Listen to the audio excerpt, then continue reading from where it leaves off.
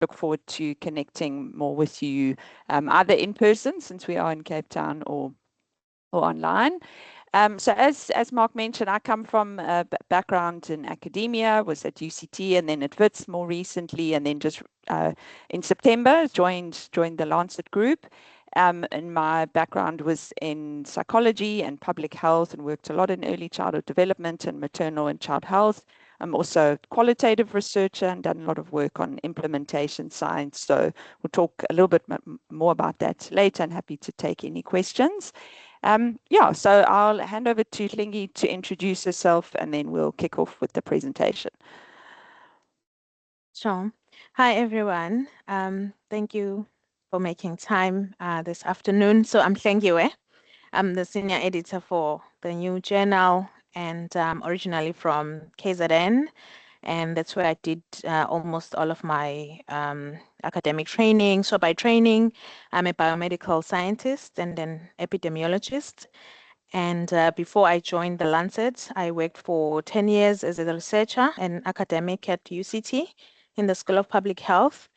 And my research was really focusing on the intersection of HIV and NCDs, looking at how the double burden affect long-term cardiometabolic health for mothers and their children. So I was in the space of maternal and child health. I will now hand over to Kathy. Thank you. Great, thank you. So if we can go to the next slide, I'm just going to give a bit of an outline as to what we're going to cover in our presentation today. So firstly, we'll just talk a bit more generally about the Lancet group, the group of journals, selecting a Lancet journal for your paper, some information about the regional health journals, as well as the Lancet Discovery Science journals. Then we have some data to show on the papers published by Stellenbosch University colleagues and the Lancet group.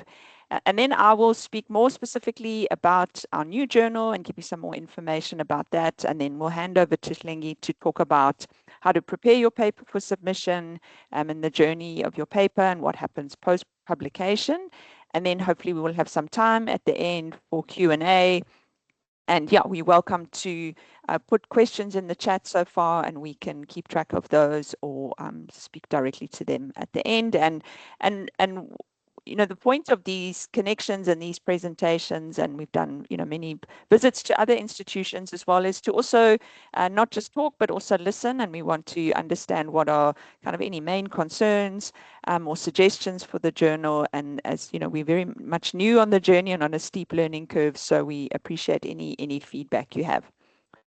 All right, so to start off with the Lancet group, if we can go to the next one. So many of you know the Lancet as a you know, very high caliber place to publish your papers, but we just wanted to highlight perhaps some other specific areas that we think make the Lancet a really good destination to submit your papers to.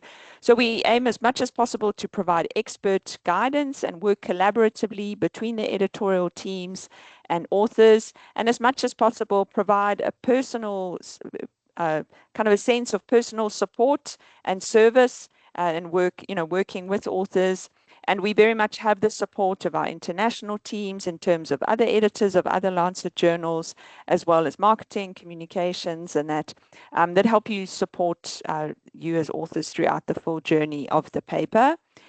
And then we do believe that, you know, research is not published for the sake of research, but that we really want to be publishing work that has a global reach, that has a high impact, and that we can work with authors to help amplify the message of their papers to a truly international audience.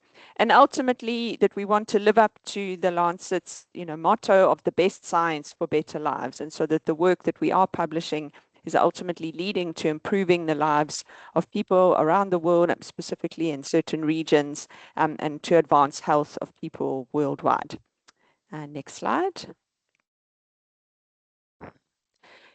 So the Lancet, which we refer to as the Weekly, was founded in 1823. So it's recently celebrated its 200th anniversary. And for the most part of 200 years, it was the only Lancet journal. And in 2000, the Lancet Oncology came on board as the first specialty journal.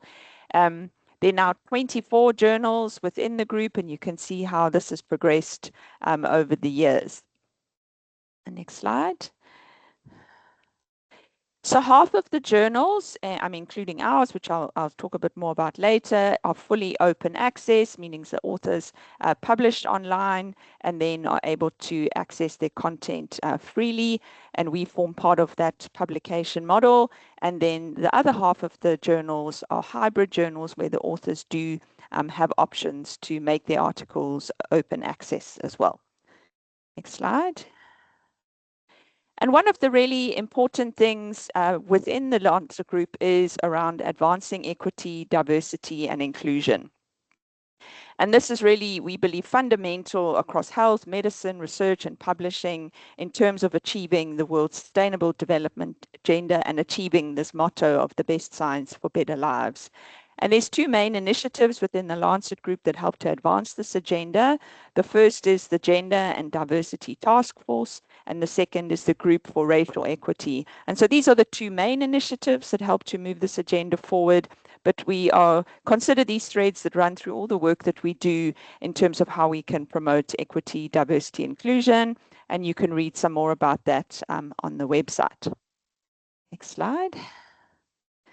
So in terms of then selecting a journal for your manuscript, you can see the information about each journal on their different websites on the lancet.com, and it explains their different aims and scope, the submission guidelines for authors and different content types. And there are some common content types published or accepted across the different journals, but many journals have specific ones that they consider as well. And so in thinking about where would you send your manuscript, the first question is really how big is, if we go back, how big is the story and how novel is it, and how does it have potential to change, for example, clinical practice or health policy? Does it build on recent papers in the journal or other recent work that's happening regionally or internationally? And then thinking about what audience that you want to reach will affect where you send your manuscript. And then considering the open access question in terms of where you would need to publish for that part of the decision process. Okay, next slide. So the Lancet Regional Health Journals is relatively new, if you think of it in the terms of 200 years. And the heart behind these regional health journals is really about being a voice for every region. And the Lancet Regional Health Journals is a suite of open access general medical journals, so covering a very wide range of disciplines that publish high quality evidence-based research that's focused on the 6 regions of the world. And these are mapped according to the WHO regions. So we were the first regional health journal to come online this year, and the last one, which is in the pipeline at the moment, is the Lancet Regional Health Eastern Mediterranean, which will cover North Africa and the Middle East. And so each journal has a group of local experienced editors who work in collaboration with the global editorial team and aim to be active in their communities and engage with stakeholders and researchers within their region. Next slide. And some of you may be familiar with the Lancet Discovery Science journals, and these are a voice for essential early evidence, and they cover basic, translational, clinical, and health systems research. And eBiomedicine covers a spectrum of biomedical research from preclinical studies with clear human relevance through to proof of concept first-in-human studies and early phase clinical trials.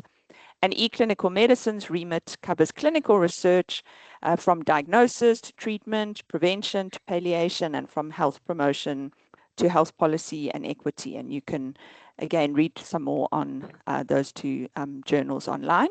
The next slide. So we also want to use these kind of opportunities to help provide a little bit of a behind-the-scenes look in terms of what editors are looking for, both from a positive and negative point of view. And so firstly, we obviously want to make sure that whatever's submitted is relevant to the journal scope and readership. And then we come back to this point of novelty. What is the importance of the questions you're addressing? It might be novel in terms of a treatment or prevention technique, novel in terms of the population that's being studied or the disease distribution, and always making sure that whatever's presented, that there's strong support for the conclusions that are made. And in terms of helping to produce the best science for better lives, we want to know, does the work have policy and societal relevance as well? So those are things that are also considered. Next slide. And obviously, looking for robust methodology is a really important part of the consideration. And this is things like sample size, and is it statistically powered to make to conduct the analyses? What is the study design? Are there appropriate controls, validations, and what are the assumptions being made? Are the appropriate guidelines being used, for example, consort? And is there transparent data and reporting? And many of you will be familiar with this hierarchy of different types of evidence with systematic reviews and RCTs at the top. And while those are important, and the Lancet group really does push, attracting really good quality randomized controlled trials, we do know that within different disciplines and different fields, that there are many important research questions that are answered by other study designs as well. So we don't want to exclude those, but we really do welcome good quality RCTs. Okay, next slide. And then also in terms of the positives, we want to see that there's responsible reporting. So this includes the basics like ethics approval with the name of the review board and approval number. Have participants provided informed consent? Is there registration ahead of recruitment? And is there adherence to guidelines? And many of you will be familiar with the Equator Network website, which provides a really good repository of the different guidelines appropriate for different study designs. Next slide. So what are some of the things that we don't want to see? So for instance, a poor question selection or inappropriate patient group or endpoint, a lack of comparator group, a study that's underpowered, that has too few participants to be conclusive, potentially an over-reliance on ad hoc or exploratory analyses. For trials, if there's no protocol or lack of trial registration, or unplanned post-hoc analyses that are not signposted. And then for predictive tools or risk stratification studies, is there a lack of validation in an independent cohort? Obviously, looking out for plagiarism, and is this the author's original work? And the issue of AI, also comes in there in terms of that. And then we don't want to see that practice of salami slicing, where you kind of have many outcomes and you try and kind of slice it up into as many papers as possible. Okay, next slide. So here's some data on papers published by Stellenbosch University authors and the Lancet group. So you can see global health is really nicely represented there, just kind of edging past the weekly, but also great to see that a number of papers, and this is between 2020 and 2024, also published in HIV, infectious diseases, e-clinical medicine, child and adolescent health, microbes, psychiatry, respiratory medicine as well. So really nice to see a good spread of papers across the different journals, and hopefully we can add Africa to that in the near future. And then next is just some of the highly cited papers, and you can see the global burden of disease studies are very well represented there, and including one of the COVID vaccine papers as well. All right, so next slide. Now I want to just talk more specifically about the new journal and share some information on that. So as we mentioned, I'm the editor-in-chief of the journal. Hlengiwe's the senior editor, and we're assisted by an editorial assistant in London, Carly. So if you do email africa@lancet.com, you are replied to by a human being and not a bot. So that's Carly who's assisting us on that front. The next slide. So this was launched just a few months ago. So we started the beginning of September this year. The journal was open for transfers from other Lancet journals, which Hlengiwe will talk a little bit more about in a minute. And then we formally opened for new submissions at the beginning of October. And yesterday we surpassed submission number 200. So we have had a really good supply of interested authors. And as I mentioned earlier, we are a fully open access journal. We publish content online first, and then the content gets incorporated into monthly online issues. And at this stage, we're provisionally planning for the first issue to be in February next year. And we accept different article types. So obviously the original research articles, reviews as well. So systematic reviews, meta-analyses. We are interested in high quality scoping reviews as well as narrative reviews. And the narrative reviews fit in our health policy section, which has a very strong health systems focus, but obviously still needs to be written up with really rigorous methods as well. And then we also publish comments, and comments are very short pieces that kind of really highlight a particular issue, and these are 750 words. And we already have quite a number of these accepted, and we will be publishing those online within the next few weeks, which is really exciting and been great to see a range of disciplines and topics represented from different countries around the region. Perspectives are slightly longer pieces, and the focus of these is really much more around lived experiences and kind of more of a behind the scenes look of research. So we understand if we want the best science for better lives, there's certain things that happen to make the best science possible. And so we want to showcase some of those success stories or really kind of highlights within the region and getting that lived experience perspective coming through. And then correspondence is a much shorter piece, and that's, the plan is for that to be much more closely linked to the, printed content. And one of the things linked to the open access, one of the questions we get asked frequently is, what is our article processing charge in order to make it open access? At the moment, there's a waiver on APCs for all materials submitted before the end of March 2026.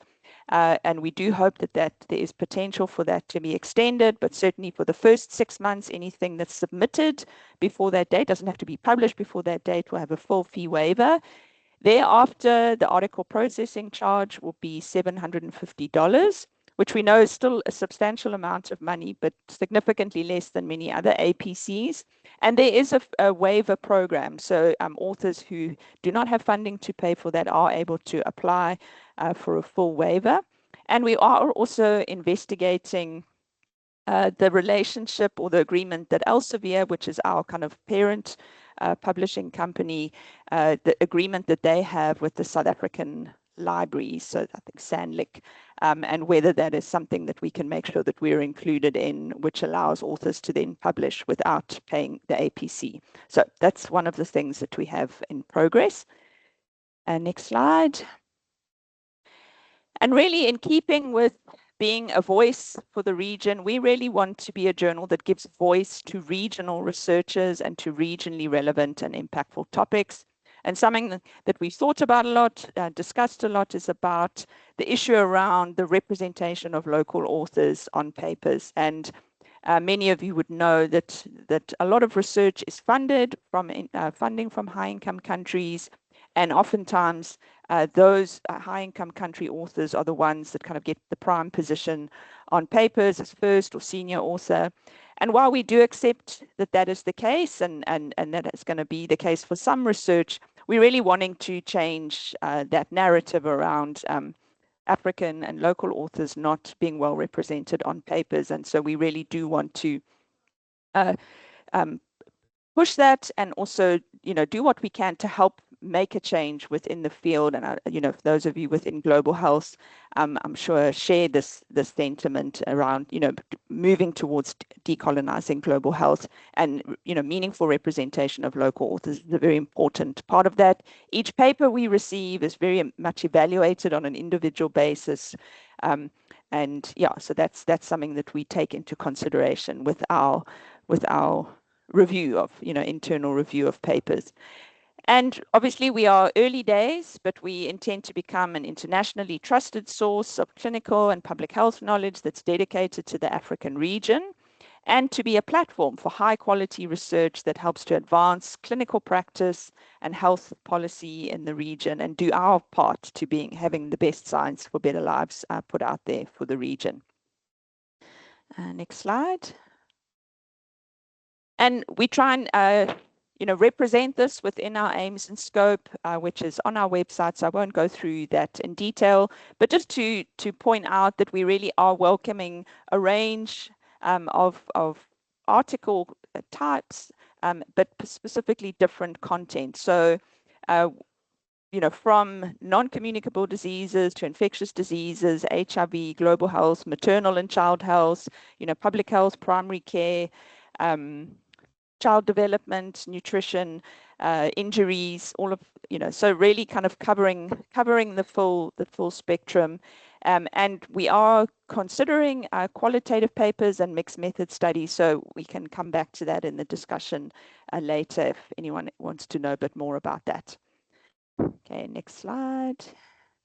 And then one of the newer initiatives within the Lancet Group, this was spearheaded by the Lancet Global Health and is now being rolled out to other Lancet journals, and we are rolling this out as well, is the Equitable Partnership Declaration.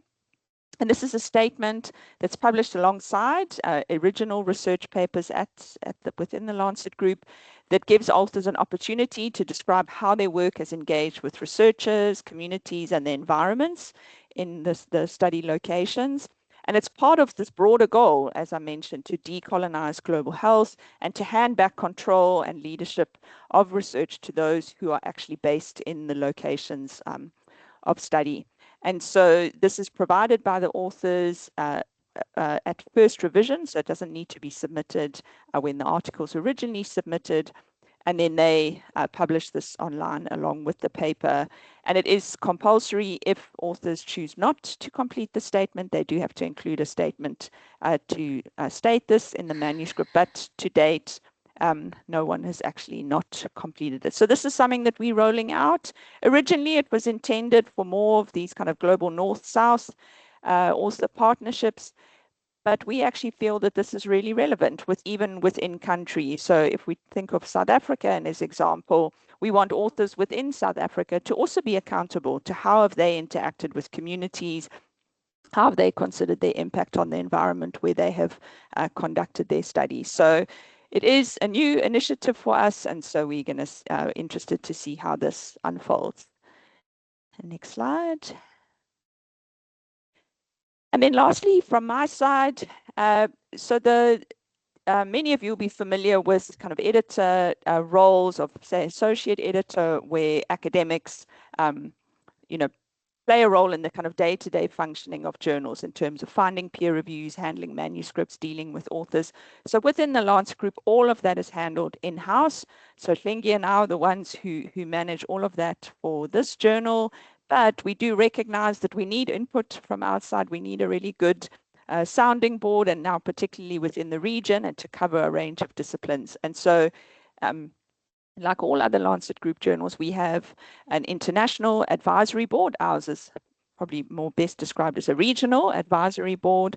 And this is just, a start to really get input on guiding us on this journey of being a new journal. The advisory board doesn't get involved in the day-to-day running of the journal, but we, do meet regularly with them and ask for their advice when we need it. And this is something that's refreshed every 3 years. So yeah, something that can evolve as the journal evolves as well. And that's all from my side. I'll hand over to Hlengiwe to take you through the rest of the presentation. Thank you, Kathy. So this is just a quick recap of the topics that I'm going to cover. So first, I'll touch on how to access other resources on our website to help you prepare your manuscript. And then after that, I'll talk about what then happens to your paper when it reaches the editorial team. And then I'll end by highlighting some post-publication activities that are undertaken by the journal to promote the global reach of the papers that have been accepted. So this is the QR code for the journal's website, and you're welcome to scan it now if you'd like to do a live navigation in the next couple of slides. But I have included screenshots so that everyone can follow, even if you're not tech savvy. Of course, the website has a lot of interesting content, but for the purpose of this talk, this is just to show you where to find other instructions to help you prepare your submission.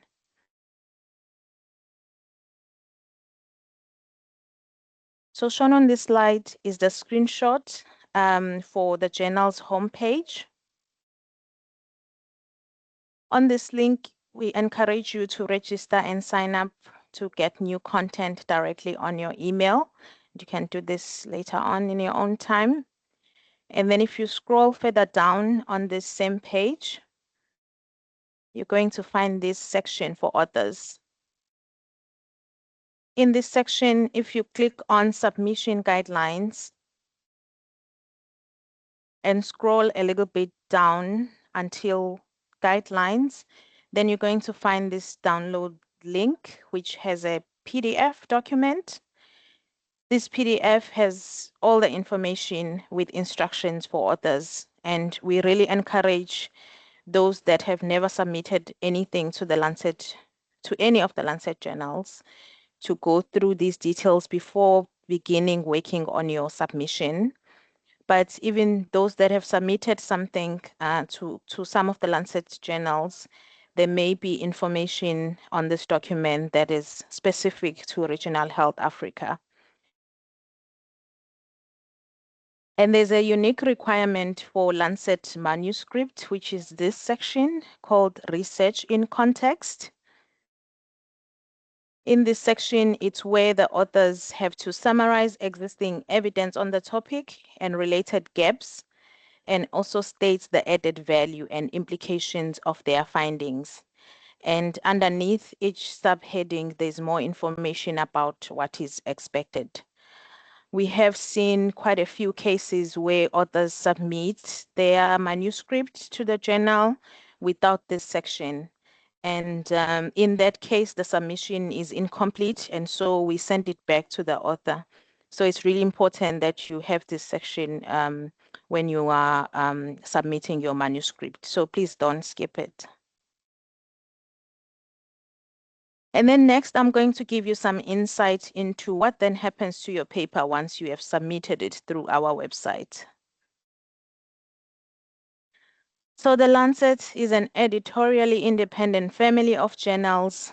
And as Kathy mentioned, these journals don't only strive to maintain the highest standard of medical science, but really to increase the social impact of that science and ultimately improve the lives of the affected populations. So when you publish with the Lancet, this is the partnership that you form, where you don't just publish for the sake of publishing, but it's the kind of scientific knowledge that moves the field forward towards the improvement of people's lives. Across all of the Lancet journals, each submission is treated individually, but most of the research papers follow a very similar path from submission all the way to publication and beyond. So that similar path taken by each submitted paper is shown on this slide. And throughout the different steps, you're going to notice that the possible outcome is a rejection, but I'm just going to focus on the positive path. So once we receive a new submission, it undergoes technical checks for completeness, for plagiarism and duplication. And then from here, the paper moves to initial screening by the editor-in-chief. And this is really to check whether the paper is within the scope of the journal and whether the quality of the paper meets the journal standards. If it's a yes, then the editor-in-chief will assign the paper to a senior editor to handle all the downstream steps. The first step for the senior editor is to do a second screen on the paper, again, to just make sure that the scope and the quality does meet the journal standard. And when we assess quality, it's really some of the things that Kathy mentioned. So it's things like novelty, methodological rigor, things like ethical compliance, and relevance to society, policy, or clinical practice. So if both the editor-in-chief and the senior editor agree that this is a good quality paper, then we send it out for external peer review. So for most papers, it's quite straightforward to decide whether the paper qualifies for external peer review. But there are papers that are borderline in terms of quality. And so for these papers, we discuss them at a pre-review meeting. This is a meeting that is attended by different editors across the different Lancet team, and this is where a unanimous decision is taken as to whether the paper can be sent out for peer review or not. And then after peer review, the reviewer reports for all papers are discussed in another meeting called the editorial meeting. And this is the meeting where a decision is made on whether a revision should be invited or not, depending on the reviewer's comments. Again, this meeting is also attended by different editors across different Lancet specialties. If the paper progresses to revise and resubmit, then for minor revisions, the editorial team is usually able to make a decision as to whether to go ahead and accept the paper. But for major revisions, those are commonly sent back to the reviewer or the reviewers that suggested that recommendation of major revision so that they can confirm whether their comments have been fully addressed. So for both minor and major revisions, it's very common that papers undergo multiple rounds of that before they eventually get accepted. So more about the peer review. So this is a rigorous process that plays a very important role in ensuring the integrity of scientific papers. And at the Lancet, we invite a total of 4 independent peer reviewers. 3 of those reviewers are subject experts or clinical experts. The journal is very intentional about diversity and inclusivity, as this was also mentioned earlier. So for these 3 reviewers, we ensure that we adhere to this in terms of gender and geography so that we can have a balanced review for each paper. And then for Regional Health Africa specifically, the first reviewer that we invite is the local reviewer, which is someone from the country of the study.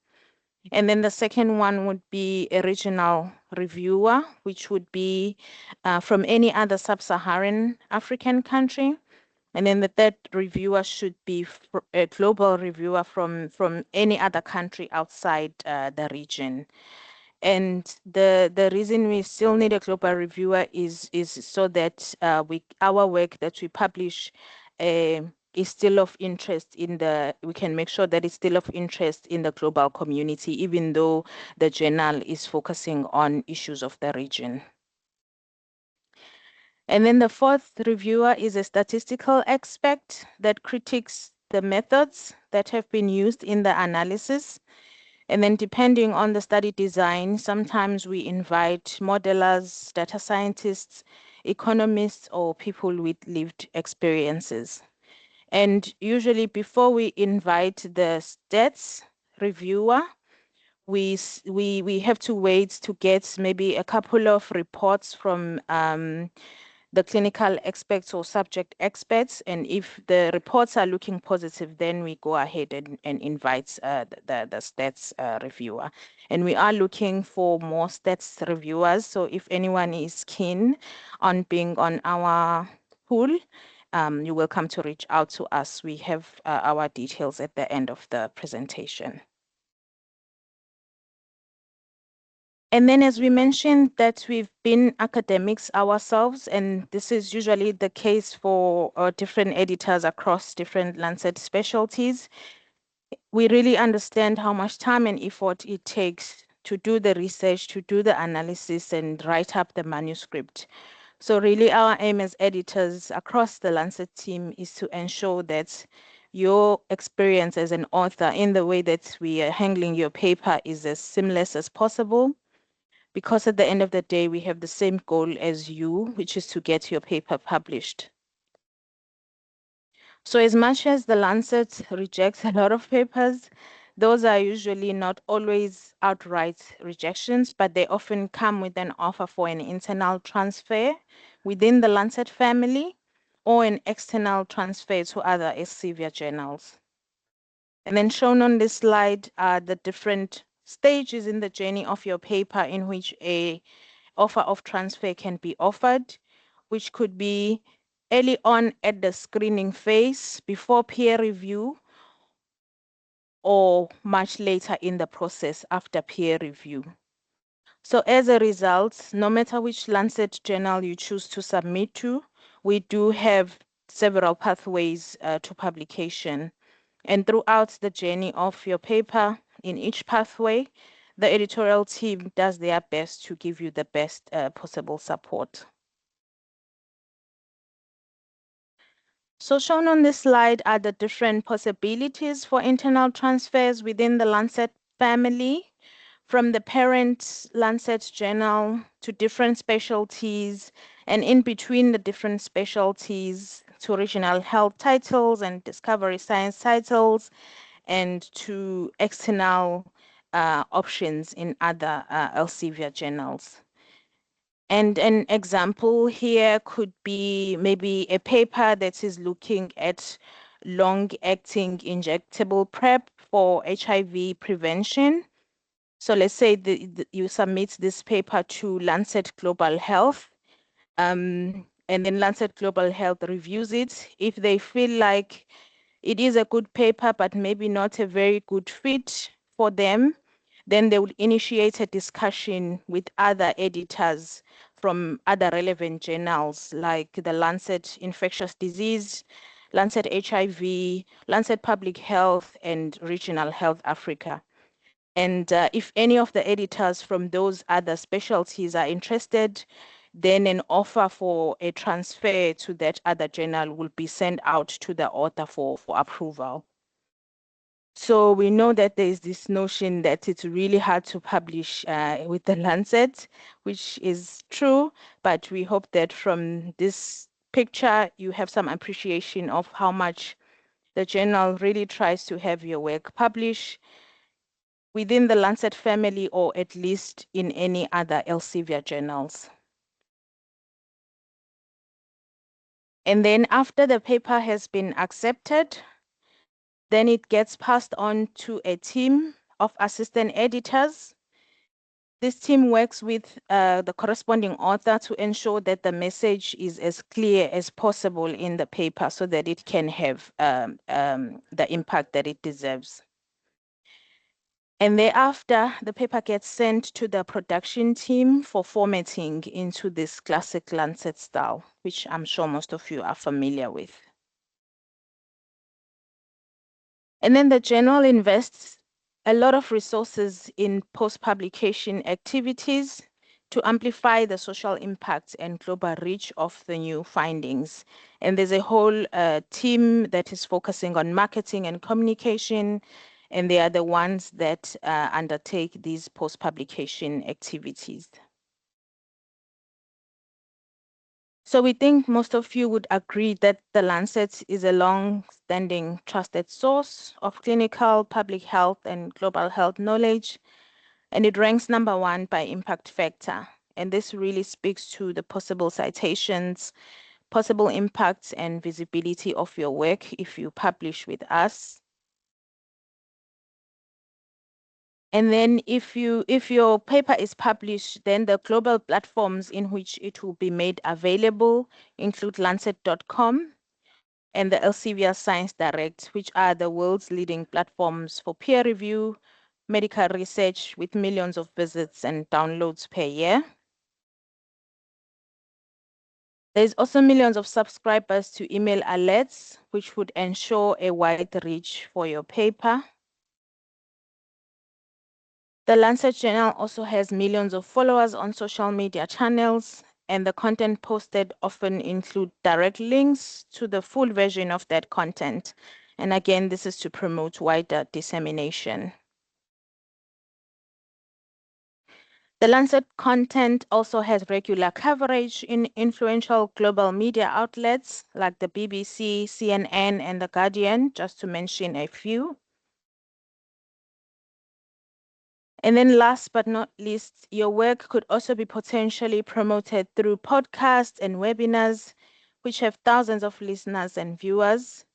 And in these platforms, it's where the editors talk to guest speakers like researchers, policymakers, and other thought leaders. And the topics that are usually discussed around recent medical breakthroughs, about health policies, and other critical health issues. With that, we'd like to encourage you again to visit our website found on this QR code and sign up for email alerts. Also follow us on LinkedIn to get updates on the latest content and latest news. And feel free to get in touch with us via email, especially about pre-submission queries or any other queries that you might have. And thank you so much for your time and listening, and we are happy to now take questions. Thank you so much, Kathy and Hlengiwe. Yeah, that was very comprehensive and incredibly useful. So thank you. We've got 15 minutes for any questions that anybody would like to ask you. And this is a rare opportunity to speak to two editors of a Lancet journal in person or online. For any questions, just feel free to either you could put them in the chat as well, or just raise your digital hand and ask a question if there's any.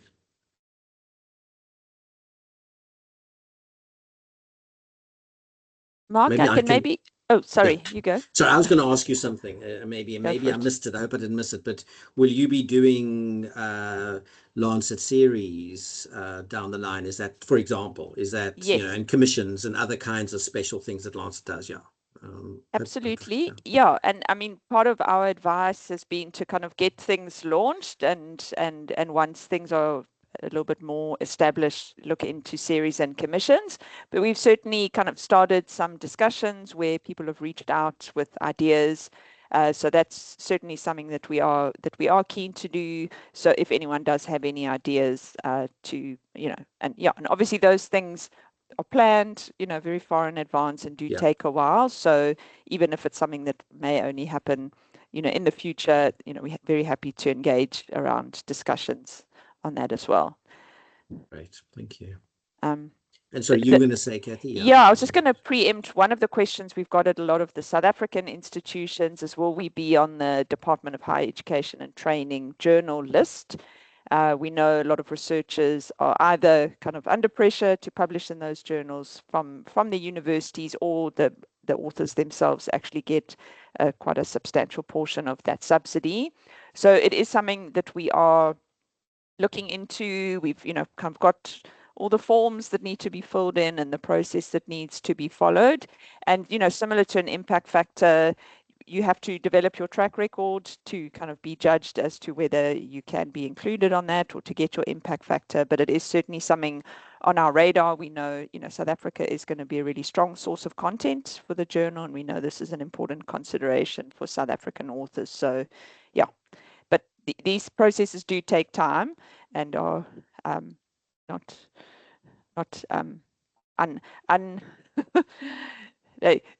take a lot of kind of documentation and work, but yeah, we're really committed to getting that done as soon as we can.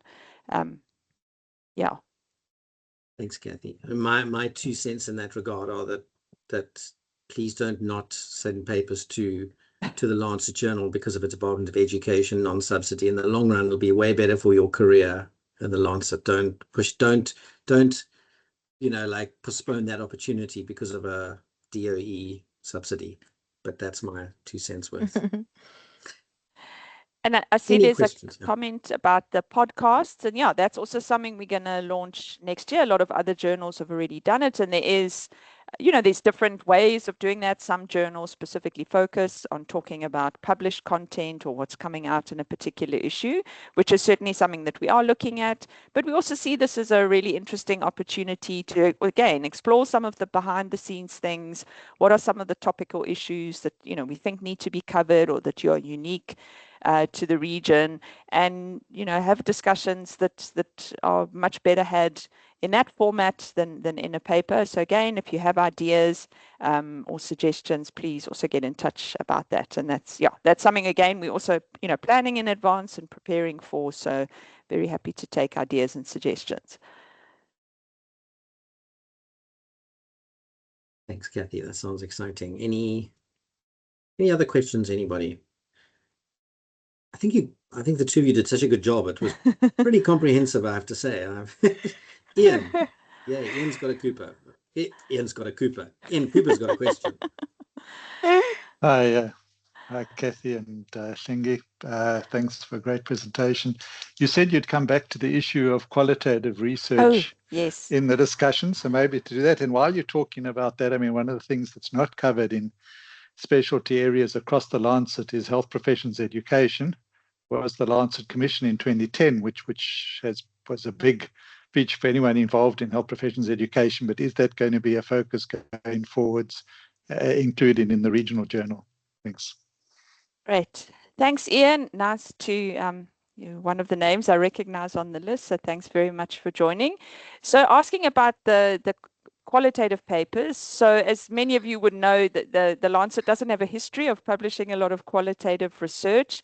Obviously, I come from that background, so I acknowledge my bias towards, the value of that kind of research, and certainly mixed method studies that help to kind of really optimize and maximize how quantitative and qualitative research can be complementary, certainly from the perspective of implementation science.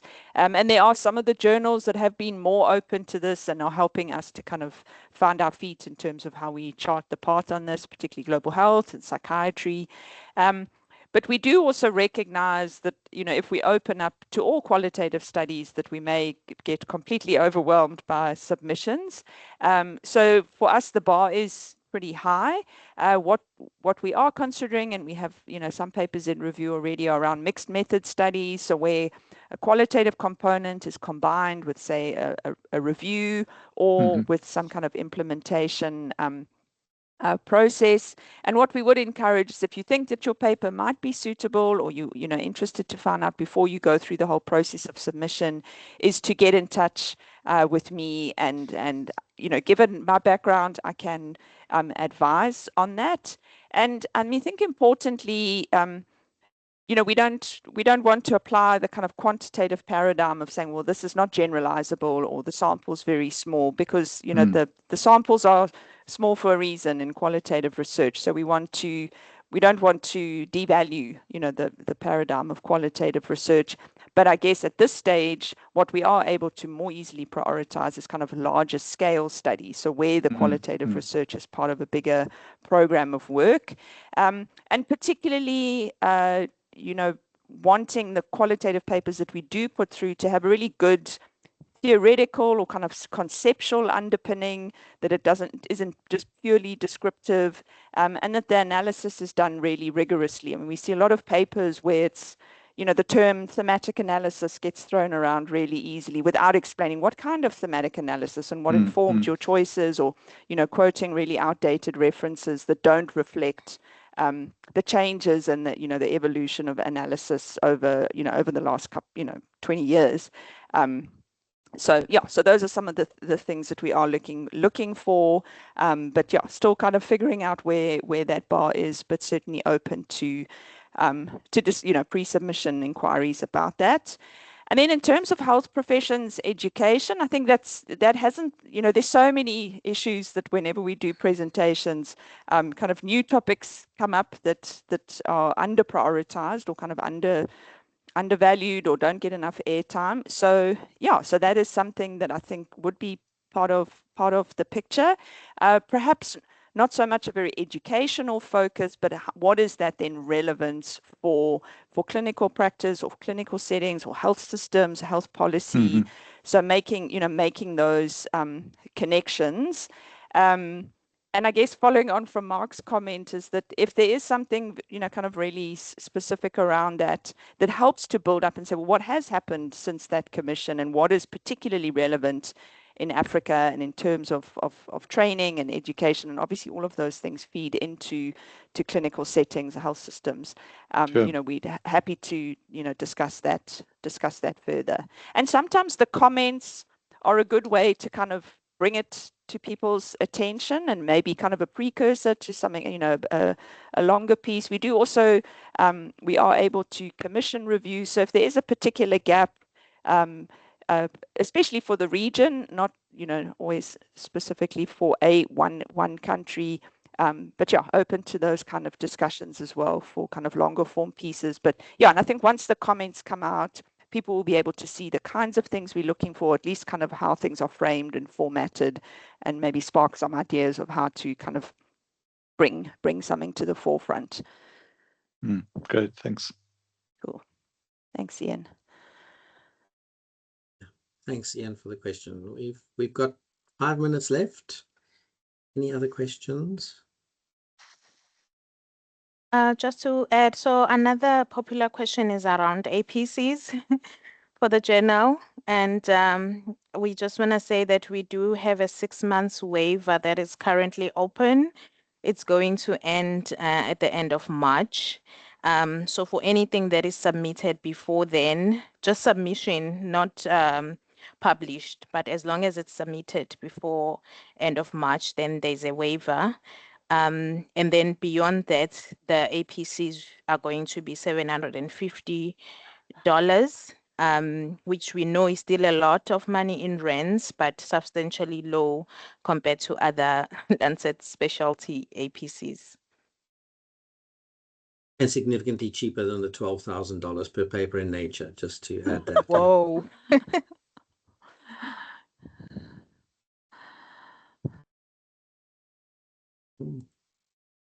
Thanks, Hlengiwe. Any others? I mean, if not, I think as Cathy said at the beginning, this is the start of a conversation.